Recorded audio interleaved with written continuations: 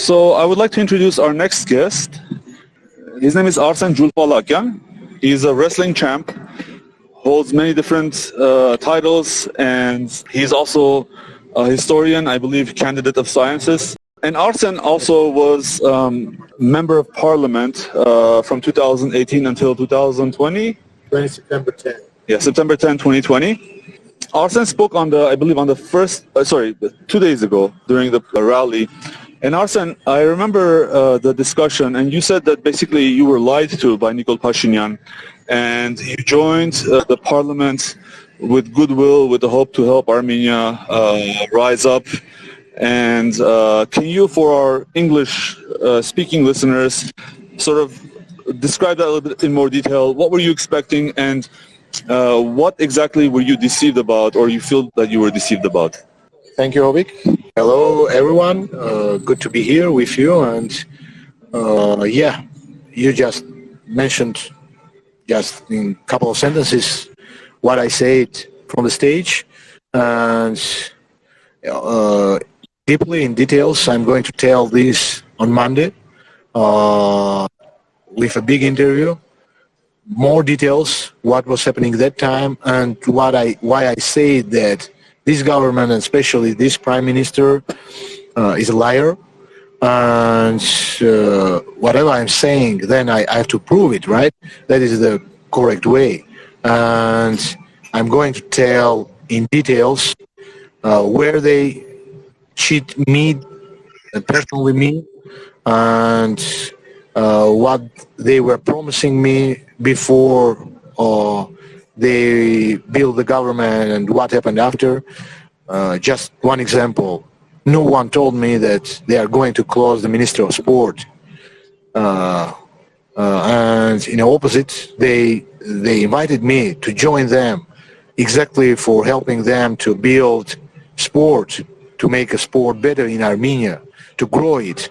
But after just 2 or 3 months later, somehow, really somehow, you can now be amazed, be shocked that how it can happen.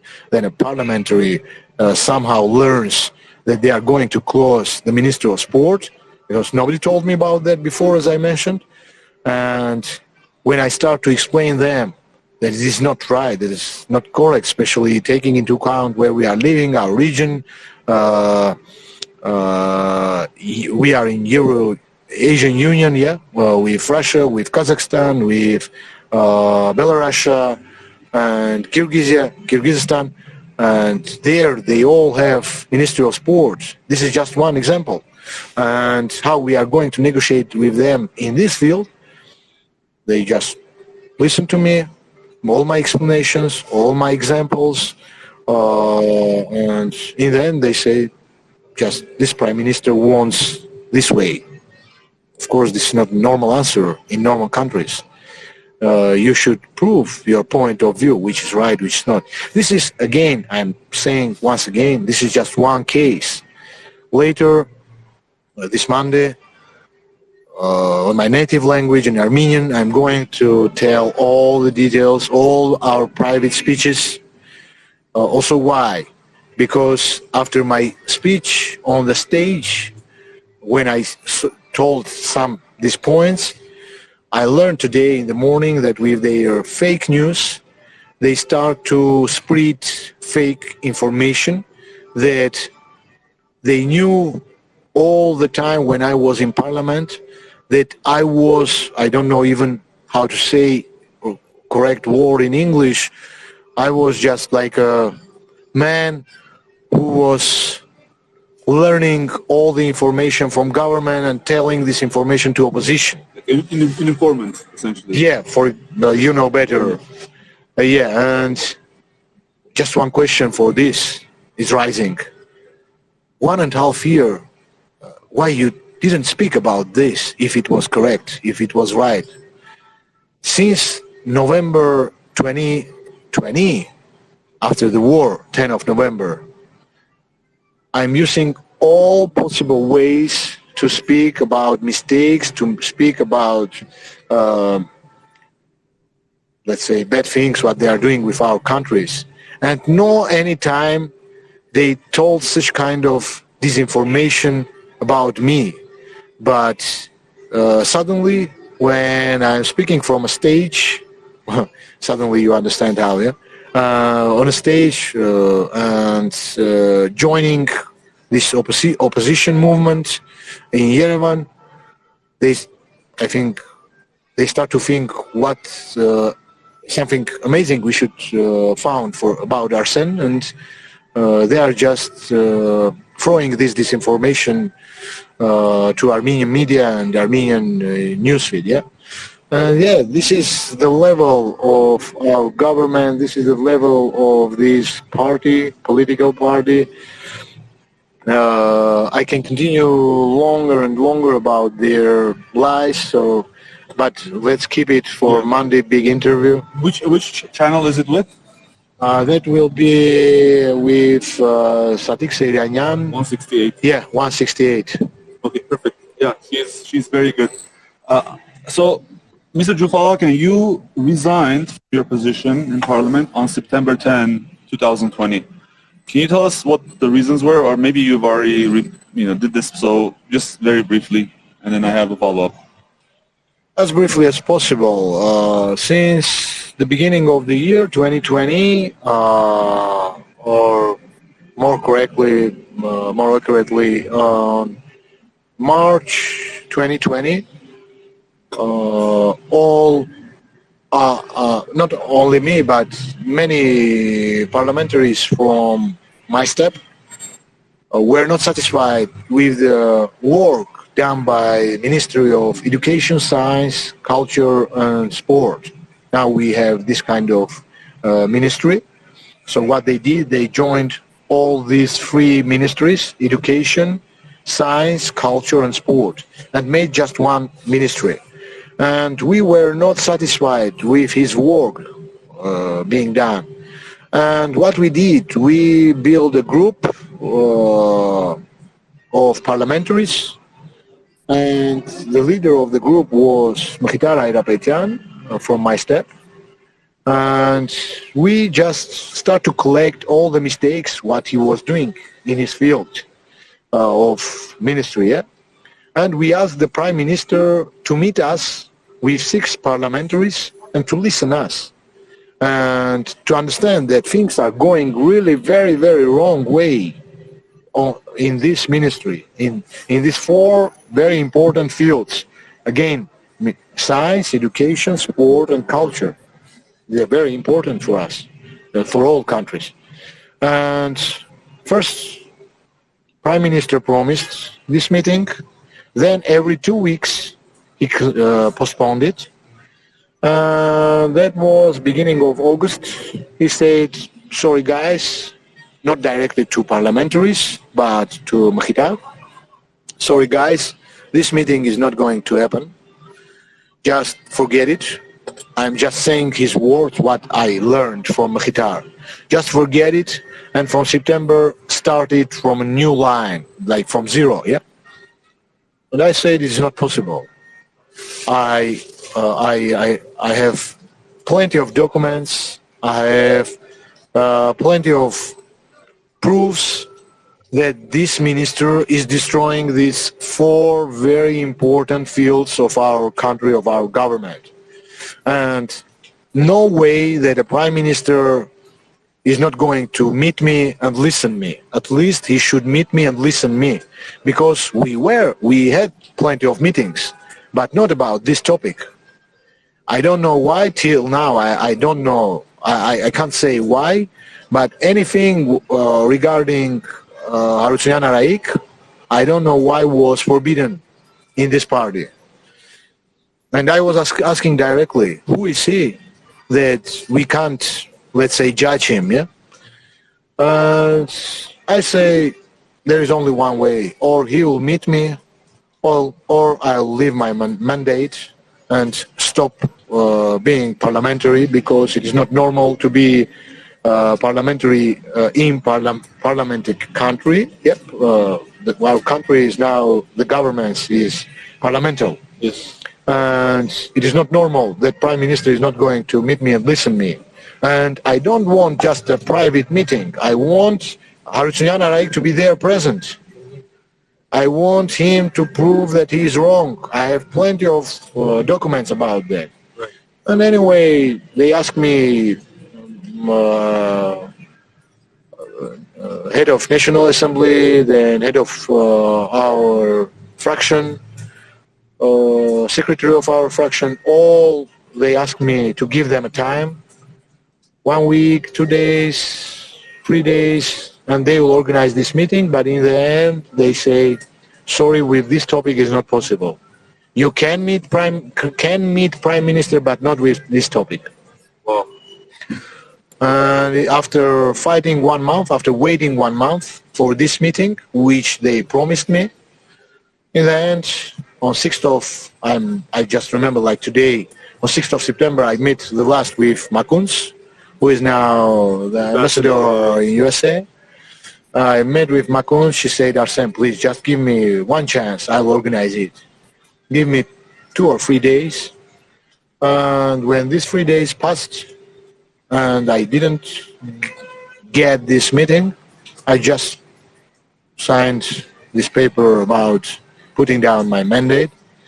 Of course, that day was very special for me because I didn't know that we have this kind of government that time.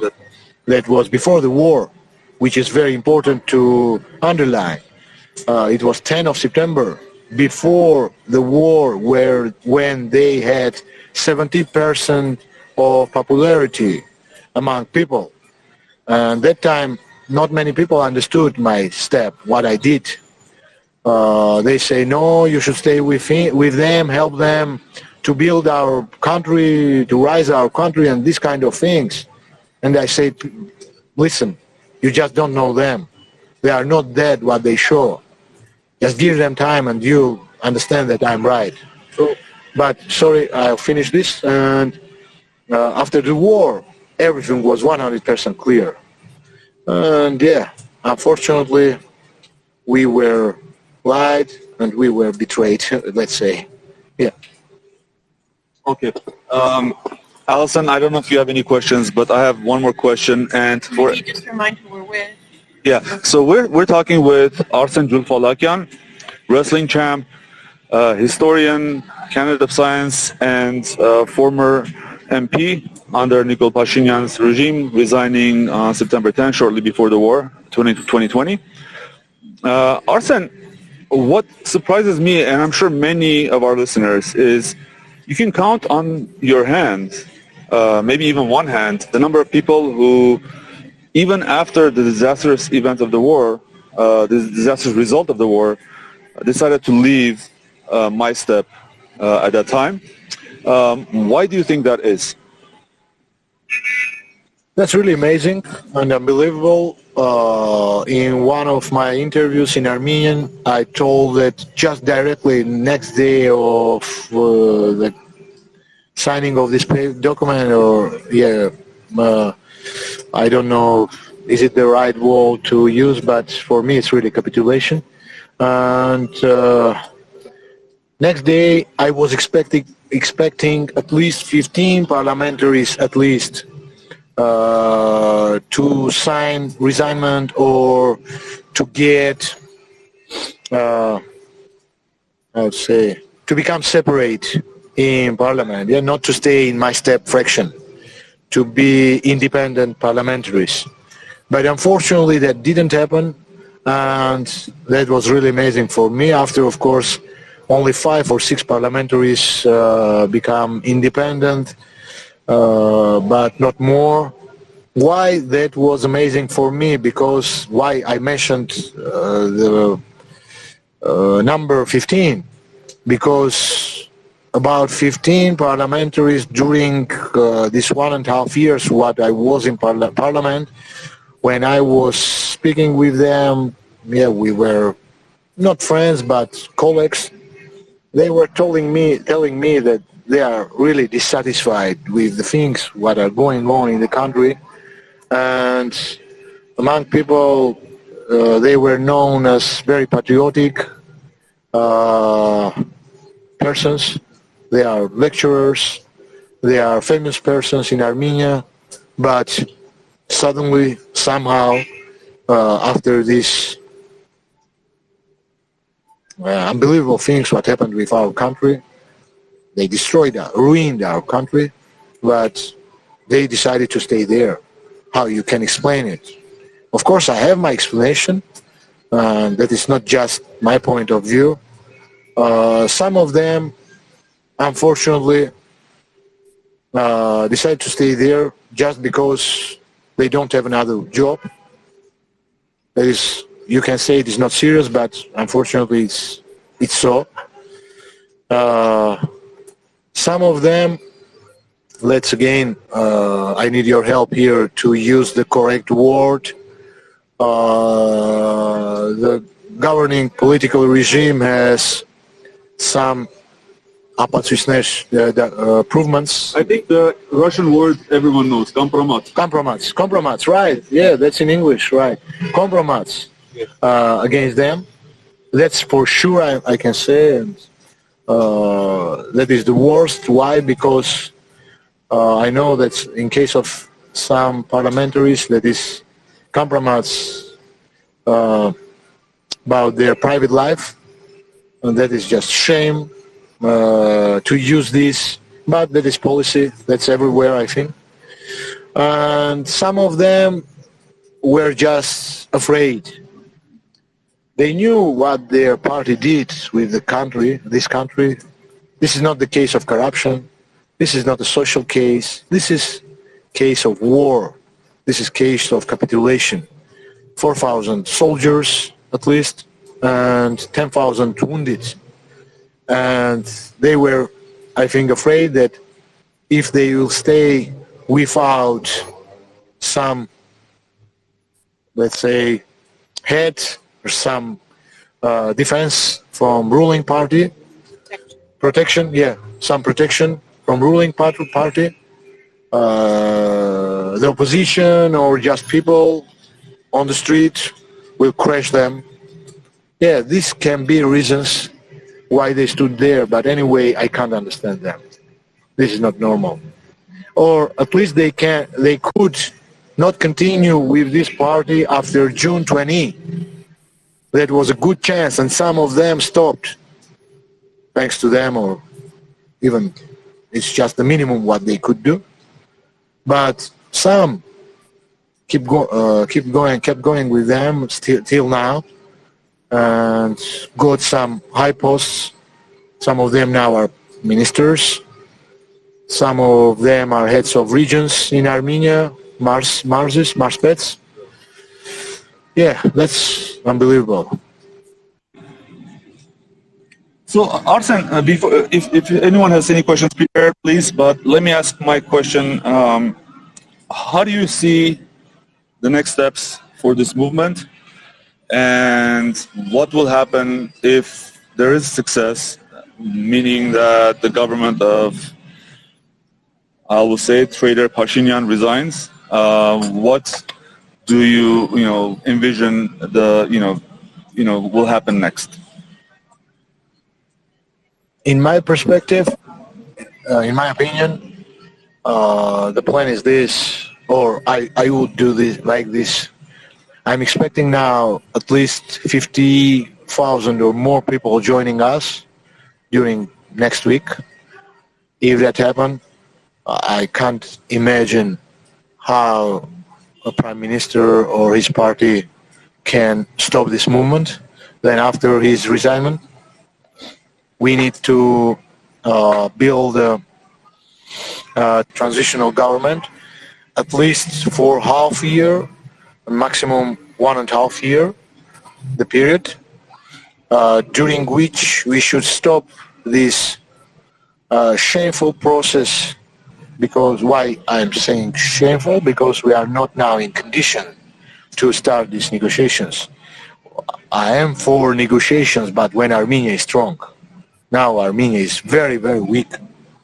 And we should start open process about understanding what happened during the war, 44, let's call it, this war in Artsakh, and find out who is guilty and what mistakes, fatal mistakes fatal mistakes were done during the war, Maybe which not just resulted mistakes, but crimes.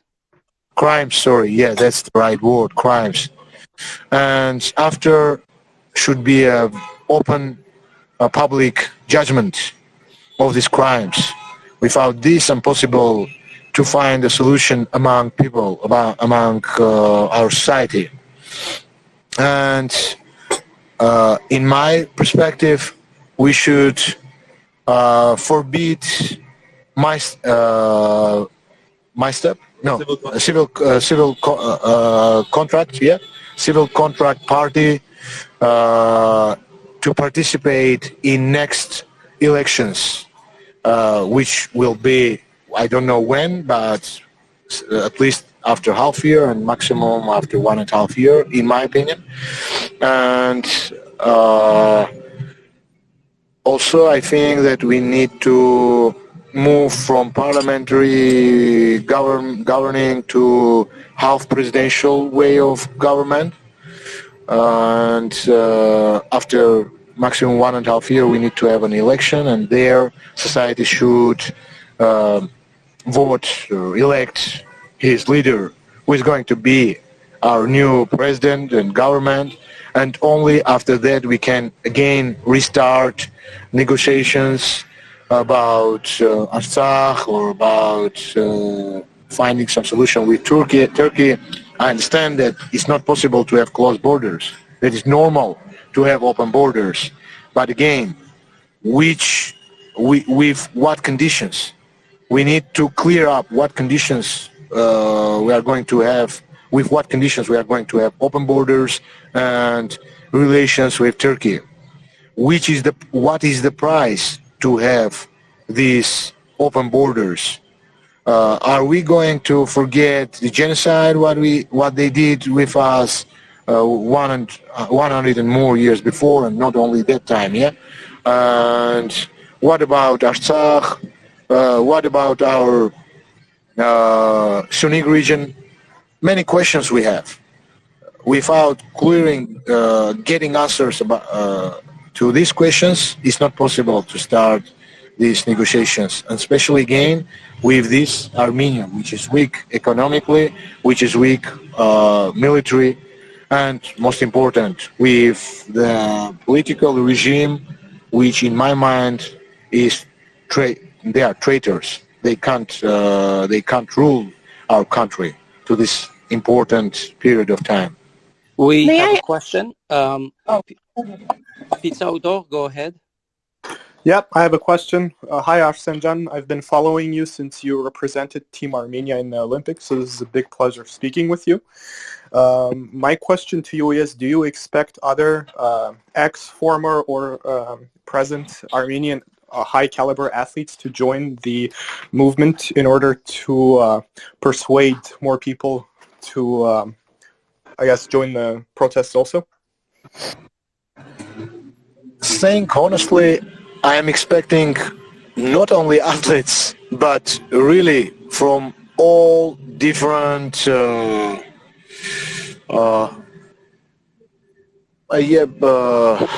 let's say, fields of population, of society. Why? Because again, let me repeat once again, this is not a movement for bringing to the power some special politician or some special party. This is a movement to save our country, to save our territory, to save Artsakh, to keep our diaspora alive, to keep our church, our religion, our culture. So you can imagine how important is it. Everyone can imagine how important is the moment. And that's why from a stage I called not especially the athletes, but to all people who is not just indifferent. Who is not indifferent to all what I mentioned just now. And in case of athletes, I saw here a couple of them, very famous. I don't know, is it correct now to pronounce their names, because no one of them gave an interview or were standing in front of cameras. But for one hand, I am happy that they were here. They are here because people can see them. But from the other, I'm not that happy because not so many as I'm expecting. I'm expecting more, and I'm expecting them at least in a written way to join this movement. Maybe not the easiest way now to give interview because it's difficult. It's a very political process. But they can just, in a written way, in a public way, to join this movement.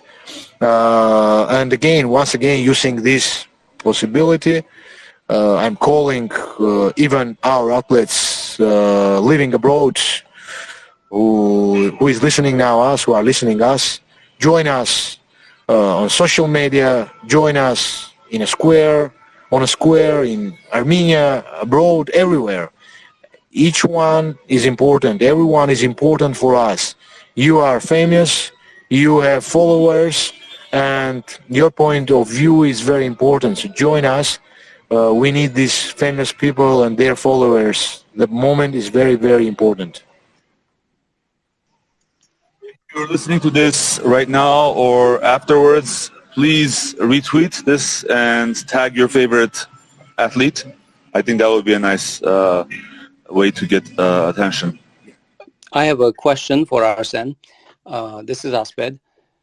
I know you said this is a movement and this is not about bringing any political parties to power. Pashinyan has been successful in painting the formers versus the civil contract people, the current party, into a black and white situation. Do you see any leaders rising through this movement who can take over at some point? Honestly, in my mind, I have a couple of them, not one, at least two. But I think, as far as I'm not the leader of this movement, but I'm in the process, I don't think that it is correct now to name one or two, just not to, let's say, damage the movement or destroy the process. Not to damage the process. I think that is the correct word. And but anyway, I see that we have 2, even 3 now rising politicians who can be, in one moment, they can be the leader of this movement. And I hope inside of them they will find this power, they will make this decision, because let's be honest, the moment is very difficult. Next leader who will come will not take the country in the situation when the ruling Prime Minister got from Serge Sargsyan, but he will get a very, very bad heritage. Now we have, I think, the worst heritage since let's say since 2000s, start of 2000s, and Legacy. That is the correct word. Right. I was thinking about that word. Yeah. And can you imagine what a strong leader, young leader should be, who is ready and who agrees to take at this moment this difficult legacy, this hard legacy, and try to find solutions. And again, let's be honest, we don't know why this Prime Minister promised to different countries, to different powers, in West, in south, in north, you never know. And this leader will take now, who I hope who will take the power, should be ready to overcome all these difficulties. Paul Vartan, you requested to speak. Hello. Thank you for being here. I was wondering about the part where he said that we should ban civil contract from future elections, and I just, how does that match up with the fact that they got 55% in the vote last time? And then if we ban them, I mean, I'm all for having other parties participate, and I would love to see more third-party, people come up. But is banning an entire party the right way of going about it? Look, right now I can't tell you the exact date, but in history of Turkey, what they like very much, what they love very much, civil contract party, I mean, there was such a case when a party, ruling party, governing party, with its prime minister, when they start to rule the country on a wrong direction, not with the rules of their famous leader Ataturk, this party was banned, if I'm not mistaken, for 5 or 10 years even. Why? Because in their case, in Turkish case, the army proved that this political party is destroying their country. So why I told that at first should be a public trials? That is the reason why I'm thinking this way, because if also with these trials you prove everything what we are speaking now, then you will have enough provements that this kind of political party must not take part, should be forbidden to take part in next elections. Look, in our constitution, it is written, that is open, everyone can read about that. Our borders should be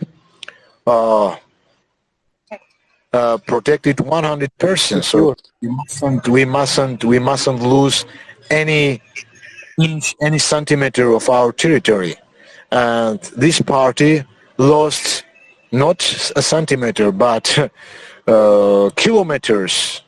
If correctly we say now, from Artsakh they lost 75%, which is 80,000 quadrat kilometers.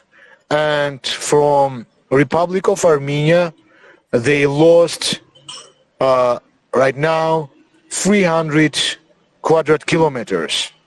So they ruined our army. They are guilty for 4,000 soldiers dead, 10,000 wounded. So just this, taking into account, how is it possible to let this political party to take part in next elections like nothing happened? That is my point of view, and you can read about this story in history of Turkey, what I told you now, and I think this is the time what we should use in our case, in our processes. Can I just clarify? Did you say the next election or or all future elections? No. I understood you said just the next election. Just next elections. So not all future Not all future, because it is proved that they made so many damages to the country that from different points of view, it doesn't matter, from any angle you look to this situation, it is not normal to let this political party to take part in next elections. But like in Levon's time, Tashnak Suchun was banned also. I mean, wasn't it going to create just a situation where whoever's in power bans their opposition from the next election, it seems like it creates a bad precedent. I think sometimes in policy better to make this kind of actions than to and not to let this kind of politicians to come to the power. Of course, now it's easy to say because we have post-factum situation, but can you imagine if this process was stopped from in the beginning, when there were only 300 protesters on the square? Nothing, all this will not happen. And saying honestly, I'm trying to explore our history, newest history. I think that all this was planned on 2008 March 1. Just that time they didn't succeed, and we let's say had time for 10 years to solve this kind of protests in our country, but unfortunately we didn't succeed. And what happened in 2018 April was very professionally organized, and as we see, the result was very, very sad for our country.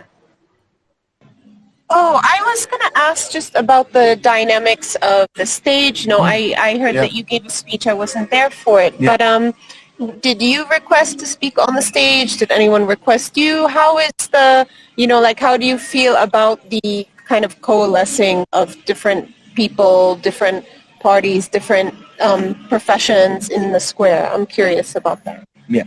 As far as I was in touch with mostly with Dashnak and Hayastan Dashing leaders. I was in touch, started from the beginning of the process, and every day I was on the square, and they knew that I'm here. It was third or fourth day they asked me why not to speak from the stage. People want it, and for them it's important, my point of view, because as you may know, I gave an interview just the first day of this movement, and that's why also the opposition leaders invited me to also speak from a stage, and I agreed. Of course, that was my first try of speech from a stage in front of this kind of society, let's say with revolution mood. But I think for the beginning was good. Anyway, people after my speech came to me, many of them till today on the streets. They are coming to me asking to speak more. Even they are asking to speak more openly without mentioning names, pointing names. And I promised them that I'll do that, because now the government is playing very, very dirty, really very dirty. They are just lying without giving us minimum correct information. Everything what they say is just a lie. Yeah. Lying about what? About the protest movement? About protest movement, yeah, about process, I mean. Yeah. Of course, their way of policy is all in all on manipulation, but anyway, what they are doing about this protest, it's totally fake.